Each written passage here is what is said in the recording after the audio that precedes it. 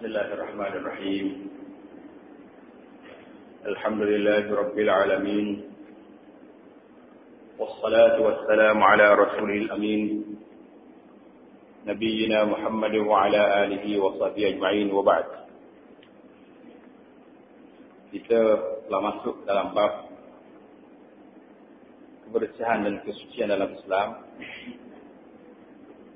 Pasal yang pertama, kita telah bincang masalah hukum air dan bahagian-bahagiannya. Kemudian pada malam ini kita masuk pada pasal yang kedua, iaitulah benda-benda najis. Benda-benda najis dan cara menyucikannya. Cara membersihkannya. Jadi ada beberapa yang disebut beberapa hadis pada kita pada malam ini. Ya, insya-Allah kalau sempat kita bincang, kita setakat mana yang kita sempat. Menurut keterangan Al-Quran Al-Karim, seperti yang telah diterangkan pada bahagian yang lalu, setiap orang Islam telah berkeadaan bersih, suci. Mana orang Islam ini diminta supaya sentiasa berada dalam keadaan bersih dan suci. Yakni bersih, suci tubuh badannya, pakaiannya, tempat sembahyangnya dan lain-lain benda yang digunakannya dari sesuatu yang najis. Mana semua benda kita ni kita kena bersih. Tubuh kita, pakaian dan tempat kita nak sembahyang pun hendaklah bersih. Di dalam hadis-hadis yang berikut diterangkan dengan lebih jelas lagi tentang benda-benda yang najis itu. Mana dalam hadis-hadis yang kita nak belajar ni akan dijelaskan kepada kita beberapa perkara hadis yang menjelaskan tentang benda-benda najis dan cara menyucikannya. Hadis yang pertama dalam bab ni ialah hadis yang ke-18. An Abi Hurairah radhiyallahu taala anhu qala. Qala Rasulullah sallallahu alaihi wasallam, "Tuhuru ina'i ahadikum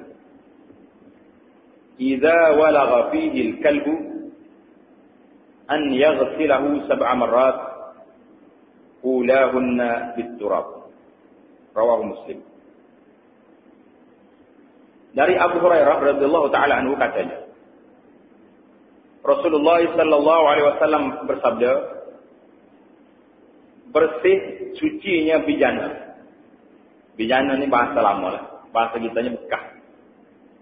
Bijana ni maknanya bekas. Pinggir, kau makuk, kau puyuk, celana, itu panggil bijana.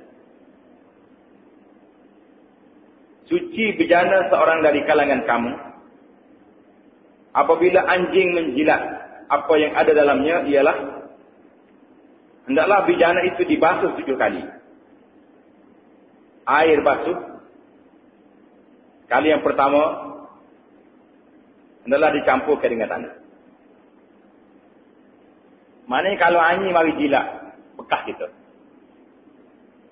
hendaklah kita kena basuh 7 kali basuh. Salah satu daripada basuhan dia ada di dalam kitab kita ni kata air yang pertama ulahunna biturab.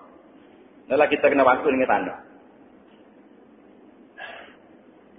Bila kita ngaji hadis ni, Nabi sallallahu alaihi wasallam ajar kepada kita supaya basuh 7 kali.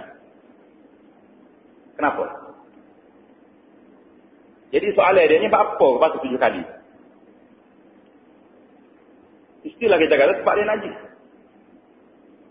Bila timbul masalah sebab najis, jadi mari pula soalan yang kedua, apakah anjing itu najis?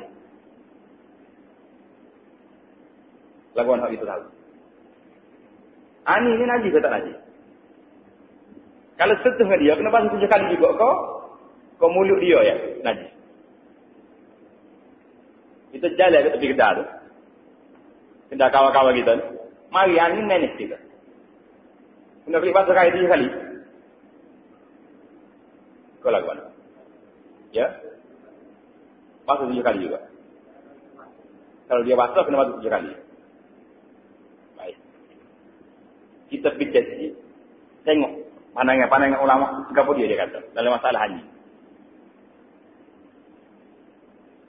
Ulama mengata dalam masalah haji ni bersih kau tak bersih haji. Haji sendiri. Tak bicara air jilat lagi ni. Anyis takut. Seko anyis. Dia bersih ke tidak? Najis ke dia? Di sini ada 3 pendapat ulama. Pendapat yang mengatakan, yang pertama mengatakan anyis ini bersih semua sekali. Hatta air liur pun bersih juga. Tidak najis. Biasa dengar tak? Ini adalah pendapat yang masyhur daripada Imam Malik dan salah satu riwayat dari mazhab Hambali. Imam Malik rahimahullah ta'ala dan satu riwayat dari Hambali mengatakan anyis ini bersih, bukan najis. Kalau tak najis, apa yang suruh basuh 7 kali? Jawab dia basuh 7 kali ini sebabnya air liur dia tu najis. Apa dia tidak najis bagi dia nya? Basuh 7 kali itu ta'abbudi, ikut arahan Nabi riwayat saja. Basuh 7 kali itu ikut arahan apa yang disebut oleh Rasulullah sallallahu alaihi wasallam. Banyak dalil dia kita tak baca nak sebut aqwal. Di antara dalil dia lagi, anyis ni boleh wakfu, kau tak boleh wakfu. Anyis. Salah satu daripada alat perburuan. Jadi kalau dia tu najis, apa kita letak di kau makanan kita? Itu dia kata maknanya dia tidak najis. Dalil yang kedua dia kata Ibnu Umar radhiyallahu taala anhu. Dia kata zaman Nabi dulu, zaman Rasulullah sallallahu alaihi wasallam. Mula-mula start buat masjid ni tak ada pagar ke apa, angin duk masuk jalan dalam masjid. Nabi tak suruh pergi sama. Pergi basuh. Tak suruh. Itu di antara dalil-dalil dia. Dalil yang ketiga dia kata angin ni serupa dengan kucing. Kucing duduk miau atas rumah kita, angin duduk miau atas rumah orang juga. Jadi tak najis bagi dia. Ini pendapat yang pertama ni, pendapat siapa? Pendapat mazhab Malik. Satu riwayat daripada Imam Ahmad. Baik. Sekarang ni kita pergi kepada pendapat yang kedua. Pendapat yang kedua ni adalah pendapat yang kita duk pakai semua. Iaitu dipanggil pendapat mazhab Syafi'i. Mazhab Syafi'i kata angin ni semuanya najis. Hatta bulu dia. Bulu angin pun tak boleh guna juga. Buat bulu gigi, kau buat apa tak dipakai belakang angin. Semua saya najis. Inilah pendapat Imam Syafi'i rahimahullah ta'ala. Dalil dia mana kata angin najis ni? Iaitu dalil hadis itu. Hadis yang mengatakan Nabi Goya suruh basuh 7 kali kalau angin jilat kawin. Nak ayatnya, seekor benda atau manusia ni tempat mulia dia tu mulut dia tu. Muka ni tempat mulia. Tiba-tiba dia kata kalau mulut dia gigi jilat bagi kita kena basuh 7 kali. Makna tubuh dia orang lain tu kau lah semalam ni.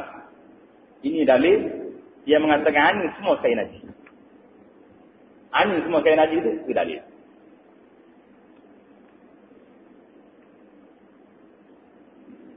Kemudian ada hadis lain juga Nabi ayat suruh air. Kalau dia jilat dalam makanan kita, kena suruh air. Maknanya kalau suruh air makanan ni membazir. Kalau letak najis, tak pakai suruh. Maknanya bila suruh air tu menunjukkan benda tu najis. Itu dalil mazhab kita. Mazhab Syafi'i rahimahullah taala yang kita duk pakai lama ni angin itu najis.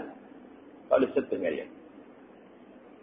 Pendapat yang ketiga mengatakan ada 2 perkara dalam angin. Dia kata tubuh dia luar tu tak najis. Hak najisnya air liur dia. Pasal apa najis air liur dia?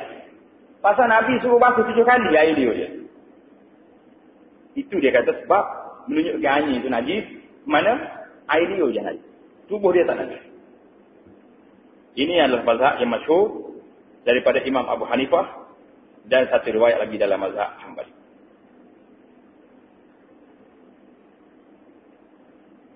Itulah 3 pendapat. Manakala salah dengar lepas ni riwayat angin tak najis. Jadi kita tidak boleh ni. Pasal kita tahu dah pendapat mazhab Malik memang tak najis semua sekali. Mazhab Syafi'i najis belaka. Mazhab Abu Hanifah dan satu riwayat daripada Imam Ahmad najis air liur ya. Pasal tu air dia suruh basuh 7 kali. Orang lain tak suruh. Itu dia pendapat dia. Jadi kita nak pakai mana? Pakai kita lah. Tapi kita sebut di sini sebagai satu perbincangan.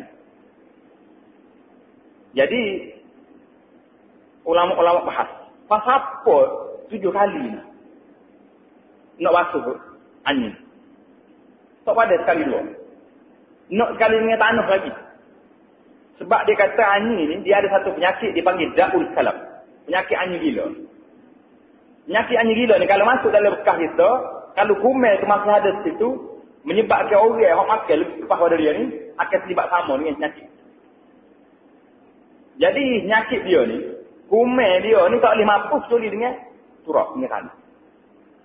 Itu mukjizat Rasulullah sallallahu alaihi wasallam. Dia tahu bahawa sebenarnya ni penyakit dia nya boleh mampu dengan tanah. Ini kelebihan Nabi kita Muhammad sallallahu alaihi wasallam.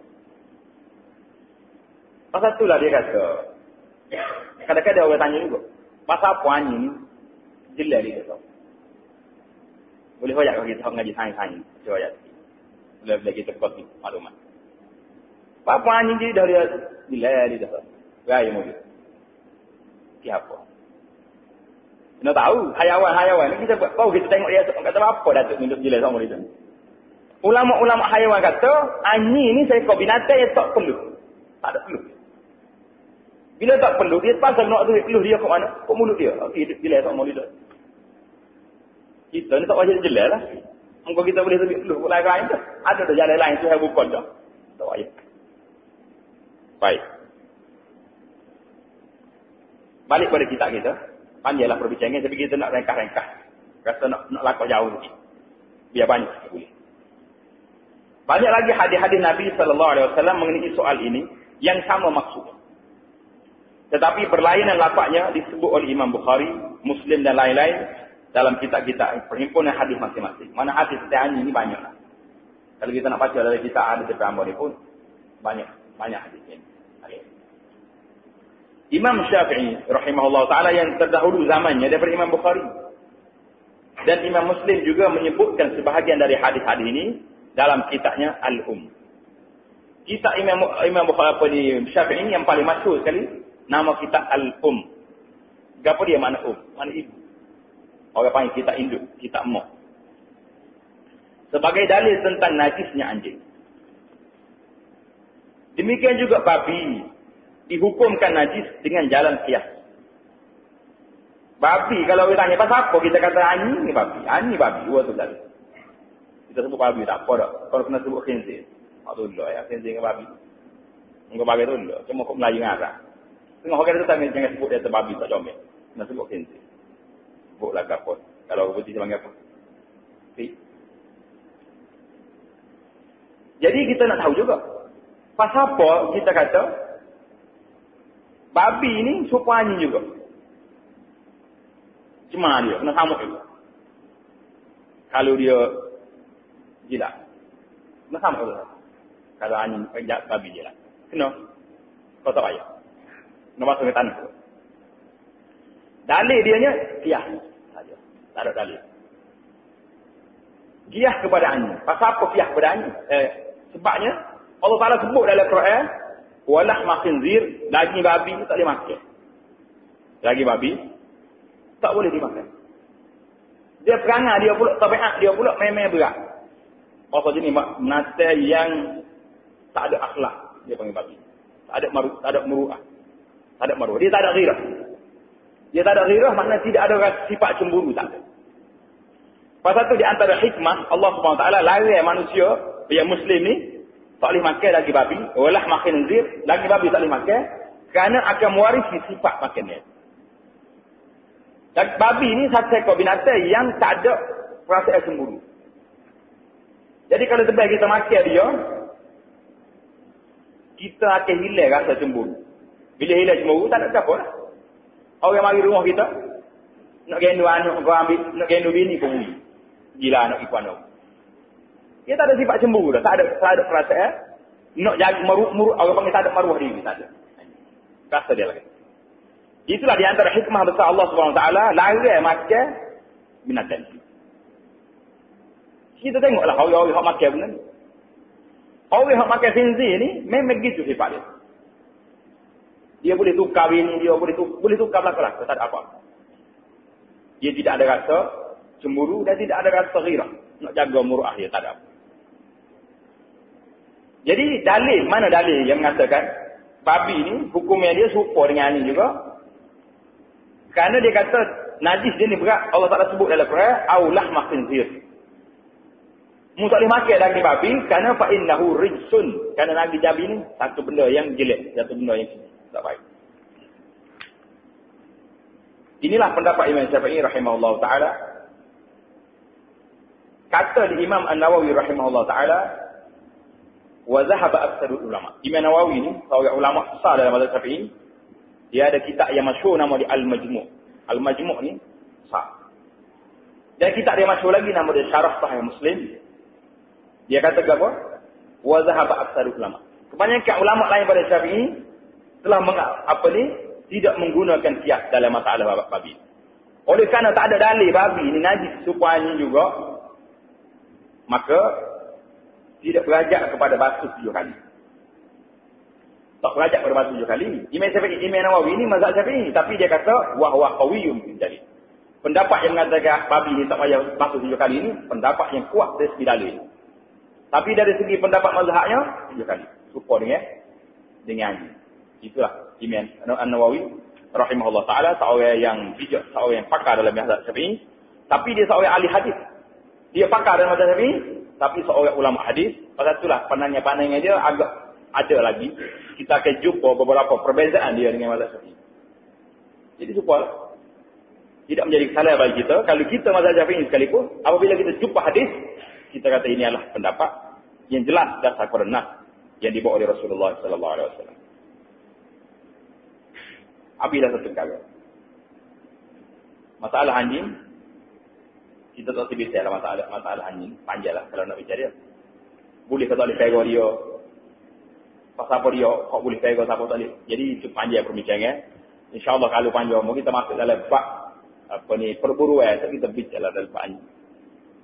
Jadi orang ni lalu ni nak tahu apabila anjing ni jilat bagai kita, maka bekas tu kena basuh 7 kali kerana kumel dia tu tak boleh mampu suri dengan tanah sebagaimana Nabi kita Muhammad sallallahu alaihi wasallam ajar. Pembahagian benda-benda yang najis dan cara membersihkannya. Benda yang najis ialah benda-benda yang kotor yang menghalang sahnya sembahyang. Benda najis maksudnya benda kotor yang menghalang kita daripada sah sembahyang. Itu maksudnya. Menurut huraian ulama, benda-benda yang najis itu terbagi kepada 3 bahagian. Pertama, najis berat. Dalam bahasa Arab dipanggil mughalladhah. Kalau tak boleh baca, bagi balik. Mughalladhah. Ada dalam kitab. Najis berat mana najis? Mughalladhah. Najis mughalladhah ni, mengikut perbahasa kita ni 2 ya. Iaitulah anjing dan babi dan keturunan keduanya, atau keturunan salah satu dari keduanya. Mana orang kacukkan, mari jadi anjing. Boleh. Meliputi seluruh badannya dan segala yang terbit daripadanya, semua itu dipanggil najis mughalladhah. Mana najis berat. Cara membersihkan sesuatu apabila terkena najis yang berat ini ialah dengan jalan disertu. Apa mendala disertu ni? Iaitu dibasuh sebanyak 7 kali. Orang kita panggil samuk. Tapi samuk ni bukan dia. Basuh 7 kali ni bukan samuk. Samuk kulit binatang. Tapi jadi istilah. Kalau anjing lah, apa samuk tu? Samuk bukanlah betul. Kena basuh 7 kali. Sekali dengan tanah. Itu maksud dia. Tapi boleh jadi satu istilah. Kita pun terima dah. Kalau anjing kena. Tidak kita kata kena samuk. Samuk. Nak orang ada jadi istilah orang Melayu dah.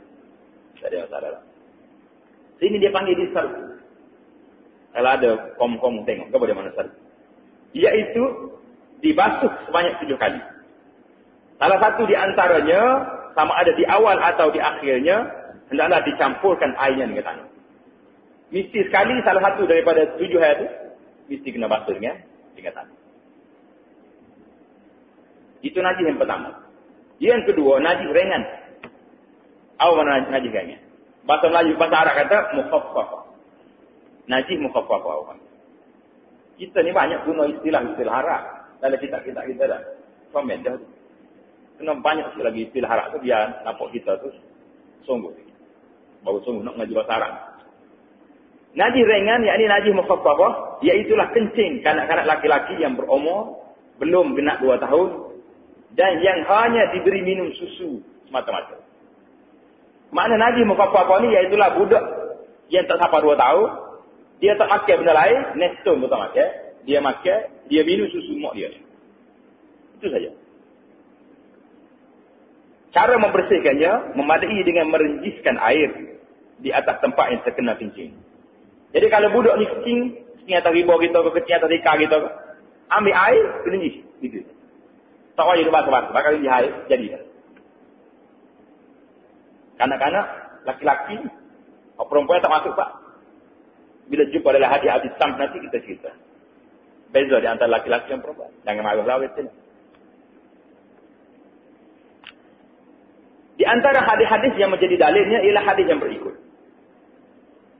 An Abi Samh radhiyallahu ta'ala anhu. An Nabi sallallahu alaihi wasallam qala: "Yughsalu min bawlil jariyah. Yughsalu min bawlil jariyah wa yurashu min bawlil ghulam."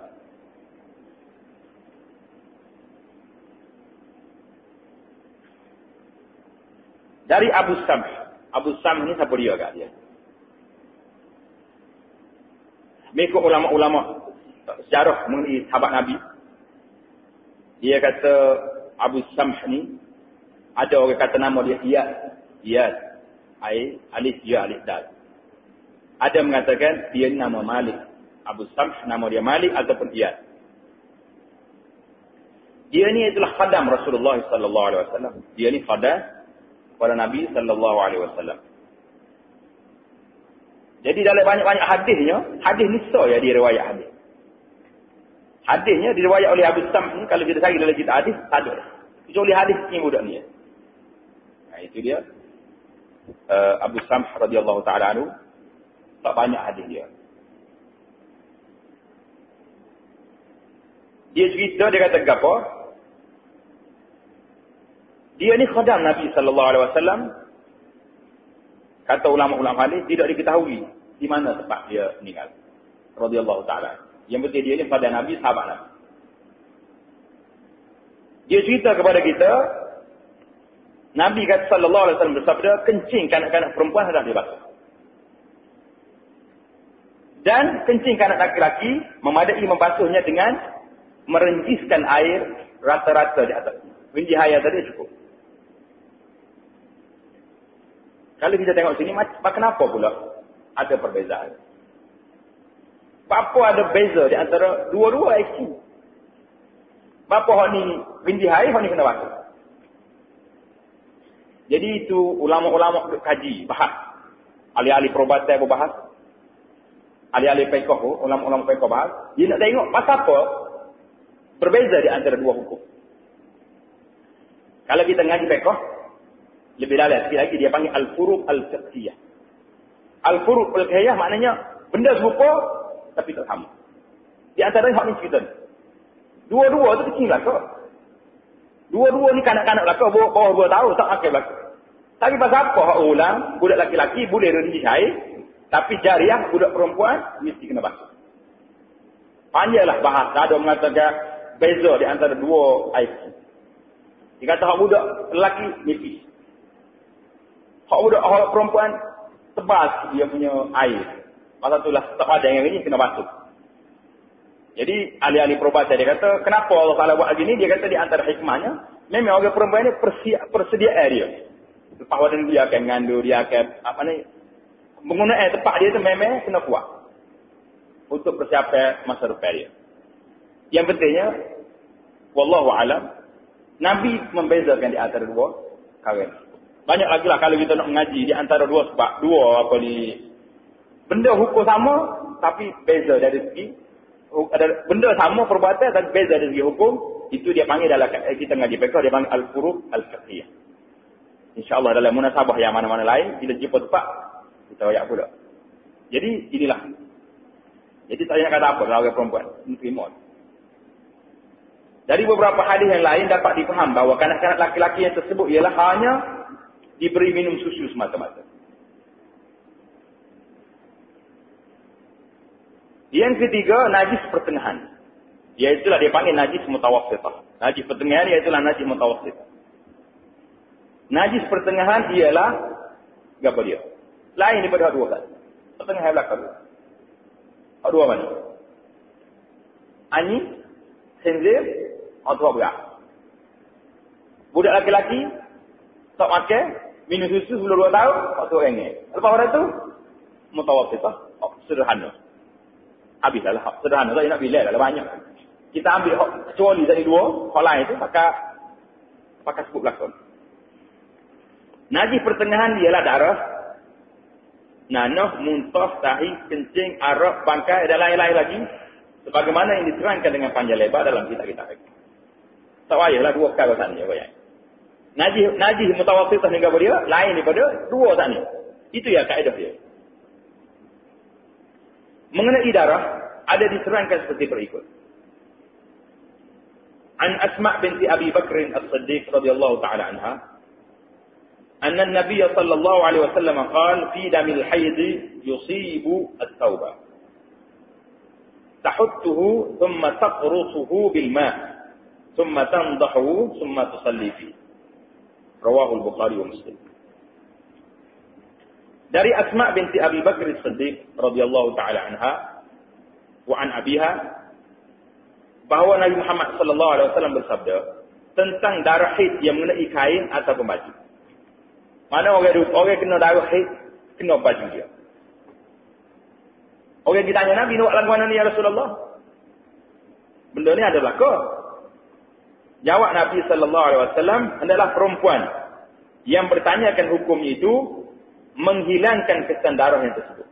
Yang pertama kali buat kesan darah. Mana kalau darah stokor tepek itu kena kiki buat. Tahuttuhu, mana kiki. Kemudian menggosoknya dengan air, kemudian membasuhnya, kemudian ia mengerjakan sembahyang dengan memakainya semula nakpot. Mana yang fikir buat darah dulu, basuh sekali, bila dengan air pula, salah masalah.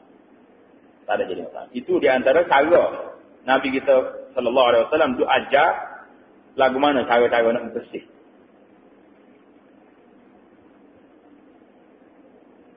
Kita masuk pada masalah yang ketiga, iaitu beristinja. Apa dia mana istinja? Jak kecil lagi nak dengar makna istinja. Tahu tak? Perbuatan istinja tu tahu.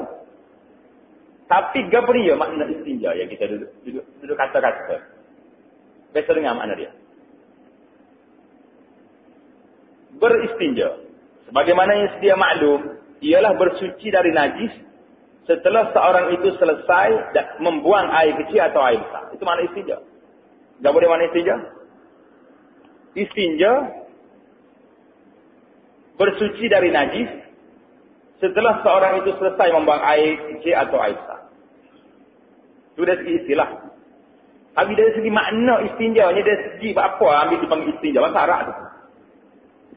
Makna istinjanya ambil daripada perkataan an-najah. Bahasa Arab kata an-najah. An-najah istinja. Gak mana ajak an-najah maknanya bebaskan diri kita daripada penyakit. Jika kita boleh buat benda yang kita tak sen, penyakit. Kalau sebab dia tak terbit sendiri, kena pergi hospital, tak? Itu makna penyakit. Ataupun istinja ni ambil daripada perkataan an-najwah. Gawan najwah, iaitulah tempat tinggi. Orang panggil najwah ni tempat tinggi. Pusu ke, bangga ke, berapa sikit tinggi. Pasal apa? Sebab orang zaman dulu, bila nak buat air, dia tak ada tanda. Jambil tak ada. Dia sepatutnya kena cari tempat-tempat tinggi, bangga-bangga, pusu. Buya dia. Pasal dia panggil mana istinja. Istinja juga ambil daripada perkataan najwu, di mana benda hak subit. Hak keluar tu. Itulah mana istinja ni ambil seperti 3 perkataan. Benda hak keluar tu sendiri, tempat yang tinggi, ataupun hilang segala penyakit. Itu mana istinja. Mana kalau kita tengok dia mana istinja. Jawab istinja lagi. Pasal tu dalam Quran dia sebut auja ahadukum minal gha'id. Atau seorang kamu tu mari daripada tempat ghaib. Ghaib itu apa dia? Tempat dia buat air. Dia royak tempat. Dia tak royak pergi buat. Mana buat air orang bunyi tak sedap lagi. Dalam maya tersebut juga benda kata tak. Royak tempat. Kalau kita di bahasa kita ni kan, siapa-siapa yang keluar daripada tanda. Tak royak buat gapo situ ikut dia nak buat gapo. Sebab ni keluar daripada tanda. Itu bahasa Al-Quran. Al-Ghaib. Aula mastumun nisa ataupun kamu sentuh perempuan. Bila sebut dalam bab sentuh perempuan ni, perbahasan dia panjang. Masalah la masalah. Mana sentuh kau makna hak lebih pada itu lagi. Itu bahasa Al-Quran, dia tak ada perkataan lucah, perkataan-perkataan yang tidak sopan. Tak ada dalam Al-Quran. Supaya bila kita punya perkataan istinja mana gapo? Tak ni 3 makna. Istinja ni makna 3 perkataan tadi menunjukkan benda tu sopan dari segi cakapan. Tidak kata kecek dengan okey jauh dulu. Menurut hadis-hadis yang menerangkan caranya bahawa selain dari air, istinja molek sekali dengan air. Ataupun hak comel sekali campur 2. Batu dulu, lepas tu bau air. Kalau tak ada, nak pilih salah satu, air lebih baik. Kalau tak ada air, baru kita masuk pada yang ketiga ni. Dibolehkan juga beristinja dengan batu. Menurut huraian ulama, dibolehkan juga beristinja dengan benda-benda yang lain dari batu. Asalkan benda-benda itu kesat, biar dia kerah, jangan lembek. Bersih dan tidak dilarang. Nak istinjanya, tapi kita baik kalau dengar istinja dengan batu. Istinja dengan batu. Kalau tak ada batu, masuk dalam tandas tak ada air. Kita sesara buat air, sebab laguan. Okey, nak lebih cari batu mula. Nak cari batu mana lah ada tengah-tengah badan. Tak ada batu itu. Kalau ada tisu dia bokek boleh. Kesak. Boleh. Tak ada masalah. Tisu ke tisu. Tapi kita tak ada. Masa kita gelar orang lain lama je. Pok ni pok tak batu ni. Pok main tisu. Siapa gila kita. Jadi nak guna tu susah. Pasal kita salah guna perkataan itu untuk nyanyi kau gelar kau orang lain. Tak ada masalah. Jangan gelar kau orang. Kena jaga tisu. Kadang-kadang negeri kita banyak ujian, banyak sungai pun, ada kalanya sudah penting, tak buka baik, ada air. So, kena melawan, orang air tak kereta tu. Kalau selalunya dekat, boleh juga lawan anak-anak waktu tu. Kalau selalu tak ada orang, menyasakan. Cari tisu, siapa tanya ada gitu. Sabut-sabut nyok ada dekat pintu tu lah. Orangnya Nabi tu jambat tu, jadi belakang lah gitu. Maknanya kita jangan persempitkan tafsiran. Kita jangan sepit tafsiran. Ulama ayat ni boleh lah kok. Gapa-gapa tu. Kecuali hak tak boleh yang apa? Yang dilarang. Hak larang kita ayat dah gitu tak? Hak tak boleh, hak larang yang apa dia? Tulis. Ingat lagi cerita tak? Hak mari minta makan ni. Dengan Nabi sallallahu alaihi wasallam, Nabi kata, mu jangan istinja dengan tulis. Pasal tulis ni makan ni sahabat-sahabat kamu daripada jangan ni nak makan orang ni marah. Demo tu kalau dia marah pelik, jangan tegur orang. Baik. Tetapi cara beristinja yang sebaik-baiknya dan sebersih-bersihnya ialah dengan menggunakan kedua-duanya sekali. Yakni dengan benda yang kesat dahulu, kertas misalnya. Kertas ni kita tak boleh nak kata, tapi dalam kitab ni kita kata. Jadi rasa kemah, ya tak? Kalau sekarang ambil rakyat dia nama saya, tak ni model ni ada. Ada orang tu bawa rakyat dia. Kertas misalnya, contohnya. Kamu ni disertakan dengan air untuk comel sekalian yang pada Allah. Sebagaimana kebersihan jasmani, maka kebersihan rohani juga diutamakan oleh Islam. Dengan sebab itu, sebelum kita melangkah masuk ke tempat buang air atau tandas, disunatkan berdoa memohon semoga Tuhan melindungi kita dari segala perkara yang buruk dan keji. Terutama yang datangnya dari angkara syaitan dan suku saka. Yang biasanya bersarang di tempat-tempat kotor. Setan ni memang dia suka duduk tempat kotor. Jadi dalam rumah kita tempat kotor ya. Tandas. Memang tempat dia tu. Ini diterangkan dalam hadis yang berikut. An Anas radhiyallahu taala anhu qala. Kana an-nabiy sallallahu alaihi wasallam idza dakhala al-khala' qala Allahumma inni a'udzu bika minal khubuthi wal khaba'ith. Dari Anas radhiyallahu taala anhu katanya, biasanya Nabi Muhammad sallallahu alaihi wasallam apabila hendak masuk ke tempat buang air, Oh ni nak masuk tempat buang air tak apa kalau dia tak ada. Kalau kita tengah padang, laguan bila start nak baca. Nak baca bila? A'udzubika minal khubuthi wal khaba'ith. Nak masuk tandas kita tahu dah. Buka pintu nak masuk tu, baca. Baik, kalau kita pergi sunat, tak ada pintu. Nak baca macam mana? Boleh kata ulama kita, fuqaha kita rahimahumullah, tak tinggal sikit apa, bincang lah. Belum lagi. Kita pun suka juga dengar kata-kata tak. Dia kata, bila kita nak rujuk tu, nak duduk tu, nak selok air tu, baca tu. Rampak tu mana ada situ. Jangan duduk selok. Jangan duduk, apa ni, lama kena atas kepala tu. Jangan, balai, rampak dia. Jadi Nabi SAW bila dia nak masuk dalam tandas, apa dia baca? Allahumma inni a'udzubika minal khubuthi wal khaba'ith. Kena baca sama kita. Jangan tak baca. Lorak tahu mana pun, dia ada. Kalau kita salah lorak, sakit perut pelajar nak masuk, nak buat aidah ni. Boleh-boleh hungar, nak pergi pintu jambai tu baca dulu. Allahumma inni a'udzubika minal khubuthi wal khaba'ith. Masuk. Tapi kaki tu jangan ingatlah kena kaki kiri. Jangan masuk kaki kanan. Atau apa, peringat sama lagi. Nak buat jambai, nak buat tandas rumah kita tu, biar buka kon. Bila buka kon ni, sok kaki kiri dulu akan masuk. Cadang lah. Mana kalau salah lorak salah mana, sok ingat apa? Otomatik kaki kiri dulu masuk. Kalau masuk kaki ni, kena awak panggil kena ngesok. Gitu. Pandai ada rekor. Mungkin gini abang kau kita. Apa dia makna? Maksud dia ya Allah, ya Tuhanku, aku berlindung padamu dari segala perkara yang buruk dan keji. Juga dari angkara syaitan, al-khubus itu saya terjata. Wal khaba'ith hatin. Jata yang tino, minta dia juga. Jadi banyak ke kita ni, kalau kita kata banyak orang yang kena nyakit. Waliyahzubillah, dalam tangan. Boleh jadi, dia tak ingat. Kita tak kata, dia ni tak baca. Yang itu dia lah. Dia nak kena ni, tak terbaca dah lah. Supaya cerita sahabat Nabi, riwayat mengatakan, sama dia baca apa ni, Bismillahirrahmanirrahim, la yadurru ma'asmi syait. Dia tak akan kena petik. Kalau lipai segi kalau semua hal itu. Tiba-tiba sahabat hak dia riwayat hadis ni, dia sendiri kena petik. Orang kita tanya, hadis umur riwayat sesuai betul? Betul kan Nabi kata, jadi ragu pula. Semua riwayat hadis ni, mau kena petik. Dia kata hadis itu sahih, aku dengar sungguh daripada Nabi riwayat sallallahu alaihi wasallam. Tapi aku kena petik malam ni, aku terlupa nak baca. Bukan salah hadis. Salah. Pelaksana salah. Apa kita ke? Kita, ketika kita ingat, kita baca tu. Tapi dia tak nak ubah jambai tu kan. Boleh, dia tak baca lah masa tu. Dia nak berubah masa orang panggil dah. Jadi kita kena baca semua. A'udzubika minal khubuthi wal khaba'ith. Biar kita ni, rambat dulu mana ada dalam jambai tu, biar lagi dulu. Barulah biar kita masuk. Kalau tidak, dalam jambai tu lagi kita memikir ilham, kau. Situlah idea banyak. Masa tu tak boleh duduk lama dalam jambai. Sudah kerja tu lalu, jangan duduk memikir banyak. Ini kita buat tanda selesai ke orang putih. Orang putih ni tempat baca dalam jambai dia. Bila relax tu dia baca gapa-gapa dia. Tak ada proyek. Oh, kalau baca buku dia, buku novel, habis ni baca. Mana ni baca sekali dengan emosi tu, gandit sikit lah. Idea tu cepat mari. Jadi kita orang Islam jangan cari idea stick tu lah.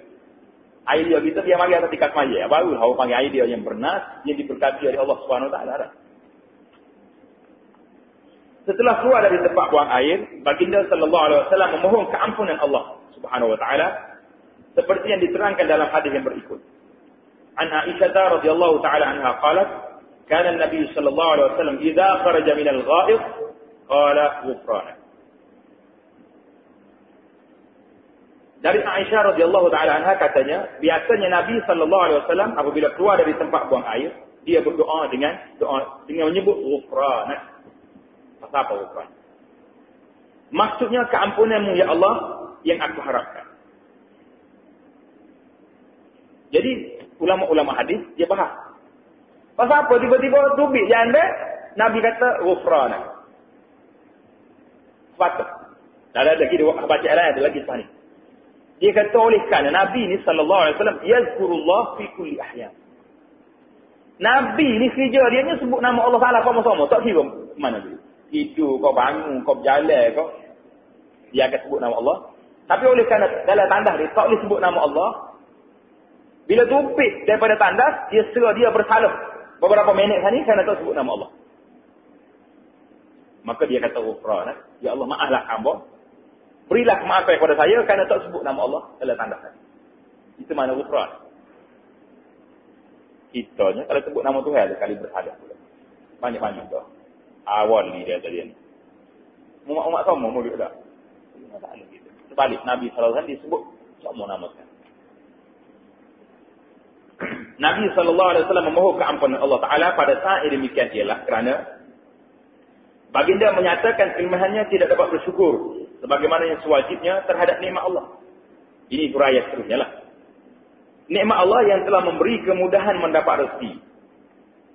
Dan setelah rezeki itu dimakan dan tubuh badan mendapat faedah dari partinya, lalu diberi kemudahan pula untuk mengeluarkan hampa. Dia tak apalah. Dua-dua tafsir itu memang kena. Maknanya Tuhan beri rezeki kita. Sudah kita boleh rezeki, kita makan. Sudah makan, tubuh kita ambil hak berfaedah, hak tak berfaedah tu buat. Jadi itu, tapi kita ni tak suka sangat nikmat Allah SWT, tak suka secara mana. Makan kuat, ibadat tak kuat. Itu mana tak suka, syukur tak. Tidak kuat. Nah, jadi kita kata ghufran, boleh kan? Itu tafsiran yang kedua. Tafsir yang pertama sebagai disebut oleh ulama hadis saja. Nabi ni bila tak disebut nama tu 5 minit tu, dia sebagai bersalah. Baginda sallallahu alaihi wasallam juga dalam saat yang demikian pernah melahirkan kesyukurannya seperti yang diterangkan dalam hadis yang berikut. An Anas radhiyallahu ta'ala anhu qala, kana an-nabiy sallallahu alaihi wasallam idza kharaja min al-khala qala alhamdulillahilladzi azhaba 'anni al-adha wa 'afani. Boleh baca? Kena ulas, ya boleh baca. Alhamdulillahilladzi azhaba 'anni al-adha wa 'afani. Kena ingat minggu depan nak tengok apa yang boleh baca. Kita boleh baca tubik tu ghufranak. Lepas tu hamba ni alhamdulillahilladzi azhaba 'anni al-adha wa 'afani. Mudah ya ngabari. Tak ada habis hari test cawe ingat. Insya-Allah. Hak tak baca lagi lah, baca dah tu. Kena teruskanlah. Maksudnya segala puji tertentu bagi Allah yang telah menghapuskan perkara-perkara yang membahayakan dari penimpa. Bahaya ke tak bahaya? Kalau salah pakai tak tubik, mana jadi? Usul lagi tak ditagih. Nah. Tak kata orang lain, emok kita ya. Kalau anak kecil dia 2 hari tak buat, susah hati dah. Warna budak. Jauh itu. Oleh kerana tu hawi kita buat tubik dengan mudah, kita tu ayat segala puji bagi kita. Dari menghapuskan perkara-perkara yang bahaya daripada menimpaku dan dijadikannya daku sehat walafiat. Sehat. Hadis ini menarik perhatian. Supaya tiap seorang bersyukur terhadap 2 nikmat yang tersebut. Iaitu nikmat pasti makanan yang bina kesihatan. Asal kita boleh makan dah, boleh ambil kesihatan. Dan nikmat kemudahan membuang hampasnya yang membahayakan jika dibiarkan lama terpendam. Mana 2 tu nikmat belakang. Masuk pun nikmat, keluar nikmat juga.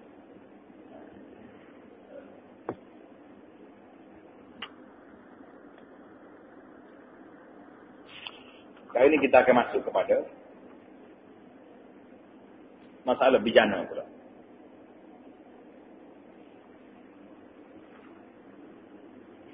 Masalah bijana. Bijana ni maksud dia apa? Bahasa lama bijana ni. Kau biasa guna ada bijana. Bijana ialah bekas atau tempat. Makuk pinggir itulah orang yang bekas. Iaitulah tempat air minum, air semaya dan lain-lainnya. Bijana ini pula ada yang diperbuat dari kulit binatang. Dan ada yang diperbuat daripada benda-benda logam. Besi, timah, temaga, emas, perak. Atau benda-benda yang lain. Jadi 2 bekas bijana. Yang pertama buat air kulit. Ada lagi kalau kita sini minum air dalam kulit. Ada dah. Kalau dia lah ke kawasan awet atau senjata. Gamak-gamak ni. Tapi kalau awet Arab memang ada. Memang ada bekas kulit kambing dia tu memang dia buah air dalam. Comel. Memang standard dia buat. Boleh. Kalau dia nak musafir, dia buah dalam bekas dia tu. Dia gatur ni di luar kereta. Gatur dekat dengan apa ni, nombor kereta di bumper gatur. Pasal dia kena angin tu, minum tu di air. Bisa dia lagi. Orang Arab. Teknologi dia sudah. Tapi kita sini kalau kena hujan, masuk ke sebarang. Yang kedua, bijana dibuat daripada bekas logam. Emas, perak, Besi, temaga, apa lagi? Zinc, ikutlah kata apa. Yang ketiga, bekas yang dibuat daripada benda-benda yang mari daripada tanah. Tanah, batu, apa. Itulah perbahasan kita dalam masalah bekas. Kita ambil kat mana daerah. Yang pertama, bejana dari kulit. Oleh kerana kulit binatang ada yang suci dan ada yang najis, maka hadis yang berikut menerangkan hukum syarak mengenainya. Hadis yang ke-24. An Ibn Abbas radhiyallahu taala anhuma qala. Qala Rasulullah sallallahu alaihi wasallam, "Idza dubigha al-ihabu faqad tahura." Apabila kulit binatang bangkai itu disama, binatang apa? Kambing kalau membuka, maka menjadi ia bersih suci boleh digunakan. Dan ditegaskan lagi, An Salamah ibn al-Muhabbib radhiyallahu taala anhu qala Rasulullah sallallahu alaihi wasallam bi bab juludil maitati tuhuruha. Dari Salamah ibn al-Muhabbib radhiyallahu taala anhu katanya, Rasulullah sallallahu alaihi wasallam bersabda, sama pembersih kulit-kulit bangkai menjadikannya bersih suci. Jadi sama ni kita pandailah. Ada alat dia sama dah. Ubat-ubat yang kita kena bubuh dia sama kulit. Kedua-dua hadis tersebut ialah sebahagian dari hadis-hadis Nabi sallallahu alaihi wasallam yang menjadi dalil bahawa kulit-kulit bangkai itu menjadi bersih suci apabila disamak. Ini tidak termasuk anjing dan babi. Dalam mazhab kita, dalam mazhab lain tadi, kalau mengatakan anjing itu, babi itu bersih, tak jadi masalah. Jadi kita tak boleh bakar. Kita nak bakar kita juga. Kulit anjing, babi tak ada sama. Tak bersih. Tapi kalau salah kita beli beg. Beg ini dibuat daripada kulit babi. Tengoklah bang. Kita tak tahu. Pada masa itu, pendapat yang mengatakan babi ini bersih, kita kena, terpaksa kita kena guna. Untuk melepaskan diri kita daripada dosa. Untuk galak kebik. Kulit yang tak boleh samak hari. Ada waktu terdesak, dia panggil. Jadi jangan kata, ini siapa mazhab? Tapi kalau kita baca dalam buku halal haram, yang dijual oleh pengguna, boleh katakan banyak puluh peratus. Makanannya, kulit, apa ni, pakaian, umat dunia, bukan umat Islam saja. Masuk benda ni. Itulah bala Allah SWT. Binatang yang dilarang ni lah pakak nak buat. Apa salah dia ambil kulit-kulit lain, molek-molek boleh sama. Saya kerja lah kalau panggil. Ini tidak termasuk anjing dan babi dan keturunannya. Atau keturunan salah satu dari keduanya yang memang najis berat. Dari asal mulanya, semenjak ia hidup lagi, dan kerana itu kulitnya tetap najis walau dengan disamak sekali. Ini pendapat yang pertama mengatakan bahawasanya kulit binatang apa ni, dua jenis ni, khinzir dengan apa ni, anjing dengan babi ni, kalau sama buat 10 kali pun dia tak akan bersih. Dia tak akan jadi bersih. Sekarang ni kita cuba tengok pula. Bagaimana pendapat yang mengatakan